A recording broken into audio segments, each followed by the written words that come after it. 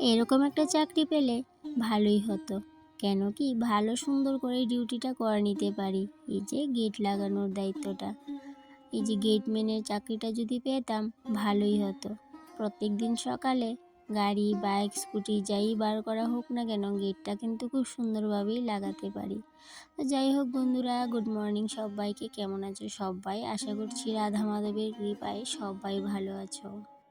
তো গিন্নিশালা রান্নাঘর ব্লগসের তরফ থেকে তোমাদের সবাইকে আবারও অনেক অনেক ভালোবাসা ও ওয়েলকাম জানিয়ে আজকের কাজকর্মগুলো শুরু করলাম। এদিকে দেখো আরেকটা ডিউটি পেলাম কিছুদিনের জন্য। সেটা কি বলতো, এই যে কিছুক্ষণ পর পর গাছতলাতে আম পড়বে আর সেগুলোকে তুলে নিয়ে রাখা। তো এই ডিউটিটা অবশ্য বেশি দিন থাকবে না, কিছুদিন পর তো আম শেষই হয়ে যাবে।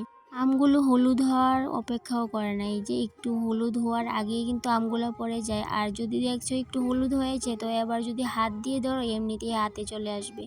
তো যাই হোক, আমি ভাবলাম যে কয়েকটা আম হলুদ হয়ে আছে, এই ডালটা ধরে নাড়া দিয়ে এগুলোকে ফেলে দিই। তো যাই হোক, একটু ঝাড়া টাড়া দিয়ে কয়েকটা আম ফেলে দিলাম, তার সাথে একটা কাঁচা আমও ফেলে দিলাম। কেন কি কাঁচা আমটাকে ধরে না ওই ডালটাকে ঝাড়া দিতে গেলাম, এবার হাতেই চলে আসলো কাঁচা আমটা। যেহেতু আম গাছটা ছোট আর আমগুলোও অনেকটা নিচে, তাই জন্য কিন্তু নিচের আমগুলাকে হাত দিয়েই পেড়ে নেওয়া যায়। দু একদিন হলো আম পাকা শুরু হয়েছে, কিন্তু আমগুলো না শেষ হতে বেশি দিন লাগবে না। কেন বলো তো, যেভাবে প্রতিদিন আম ঝরে যাচ্ছে তাতে মনে হচ্ছে বেশি দিন থাকবে না আম গাছে। জানো তো বন্ধুরা, আমগুলোকে না দেখলে বোঝাই যায় না আমগুলো পাকলো নাকি কাঁচা।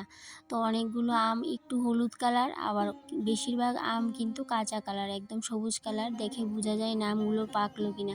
তবে গড়ে যদি দু একদিন রেখে দেওয়া যায়, তাতে করে কিন্তু সবগুলো আম কিন্তু হলুদ কালার হয়েই যায়।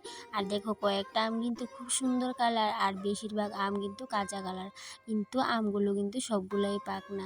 আর এদিকে দেখো সকালবেলা জলটাও চলে আসলো, তারপর সোজা চলে গেলাম ঘরে। জল তুলতে হবে, রান্না বান্না করতে হবে, কারণ সকালের ডিউটিতে শুরু হয়ে যাবে। এই যে যদি রান্না বান্নার সময়ে না করতে পারি, টিউশনটাও করতে হবে, সময়ের মধ্যে স্টুডেন্ট চলে আসবে।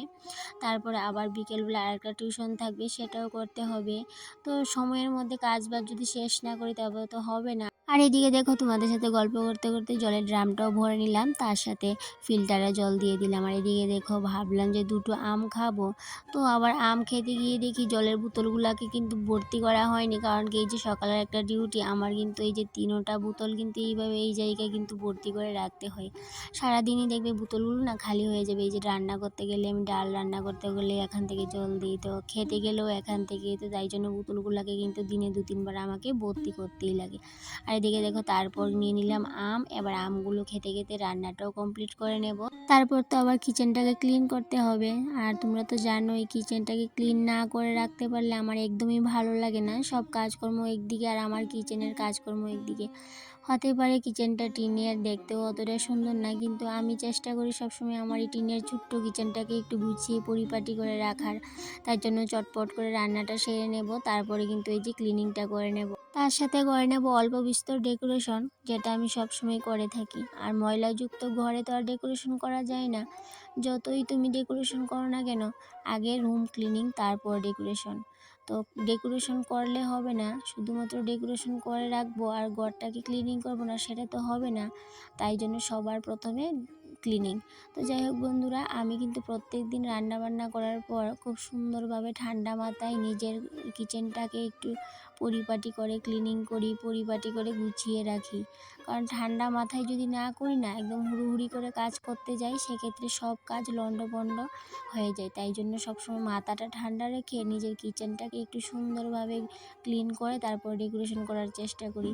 যাই যতটুকু আছে সেটুকু দিয়েই ডেকোরেশন করার চেষ্টা করি। হয়তো বা অত টাকা পয়সা খরচ করে ডেকোরেশন করতে পারি না, কিন্তু নিজের মতো করে অল্প পয়সায় কী করে আমার রান্নাঘরটাকে সুন্দর করা যায়, সেক্ষেত্রেই কিন্তু আমি সেটাই কিন্তু সবসময় ভাবতে থাকি। আর সেভাবে চেষ্টাও করি একটু একটু করে পরিবর্তন করার। তো যাই হোক দেখো, ক্লিনিংয়ের কাজ শুরু করে দিলাম। এই যে গ্যাসটাকে ভালো করে মুছে নেব সবার প্রথমে রান্না করার পর। কারণ কি, রান্না করার পর তো গ্যাস চুলা বা ইন্ডাকশন, মাটির চুলা যাই হোক না কেন, সেগুলোকে মুছে পরিষ্কার না করে তার খাবার দেওয়া যায় না, সেটা তো নিয়মের বাইরে।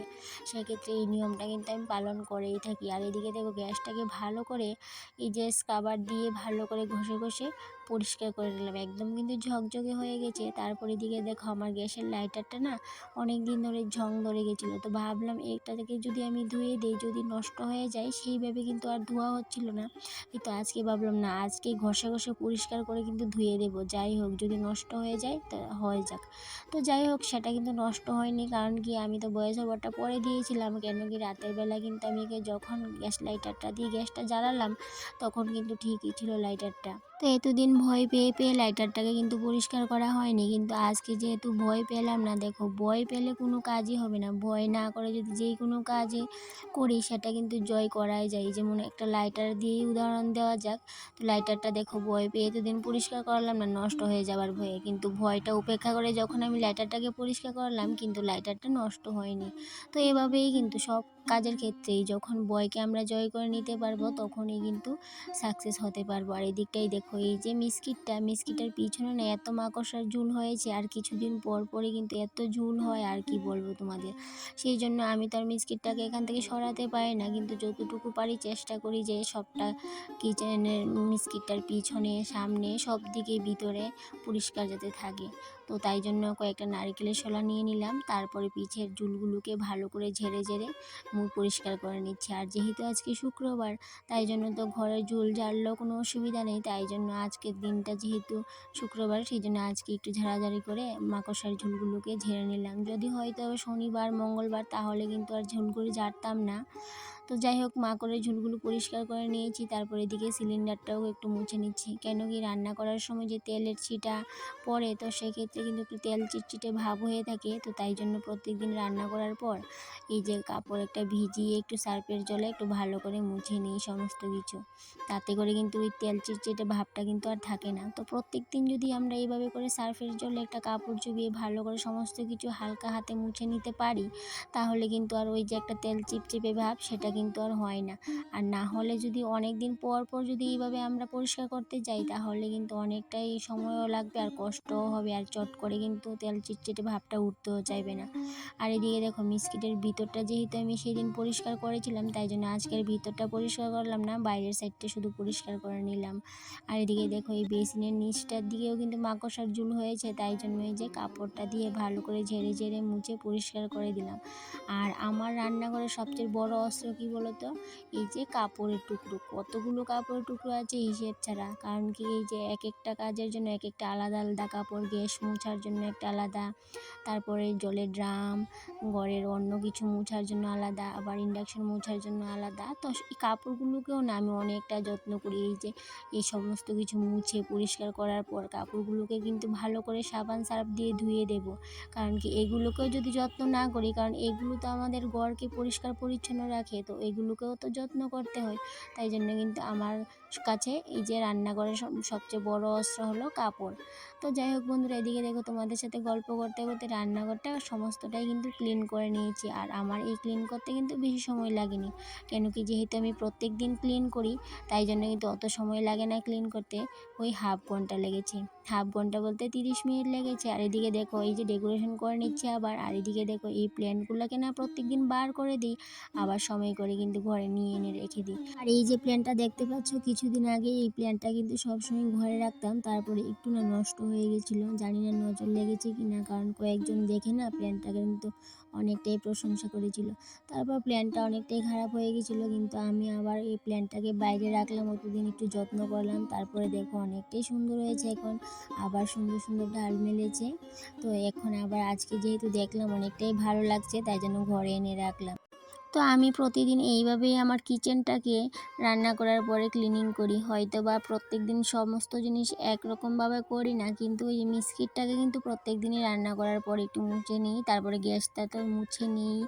তো সেই সাথে আর অন্য কিছু অনেক দিন একটু চেঞ্জ করে করে মুছামাছি করি, কারণ একদিনে ডেলি প্রত্যেক দিন একটা জিনিস মুছামাছি করি না, একটু চেঞ্জ করে করে পরিষ্কার করি, তাতে করে অত পরিশ্রমও হয় না আর সমস্ত কিছুই ঝকঝকে চকচকে থাকে।